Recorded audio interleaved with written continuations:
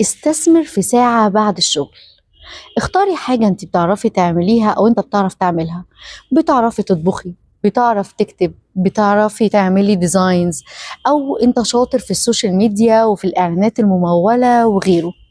اختار ساعة بعد شغلك تبدأ تشتغل فيها فريلانس، تعرض خدماتك دي على أي ويب سايت، أو حتى تعرض خدماتك على النت على أي جروب أو الناس اللي حواليك. واستغل الساعة دي إن أنت تعمل فيها حاجة أنت شاطر فيها تدخلك دخل.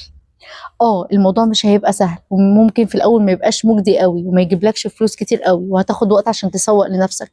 بس الحياة مش سهلة، واحنا كلنا بنمر بأزمات صعبة، فاحنا لازم نقاوح ولازم نبقى مختلفين. يا هتقعد كده تستسلم للظروف وتقول ما هي ماشية على الكل وتقعد تحرق في سجاير وقهوة وما تعملش أي حاجة في حياتك، يا تحاول تبقى مختلف وتعافر، وكل ما تسعى أكيد ربنا هيديك على قد السعي.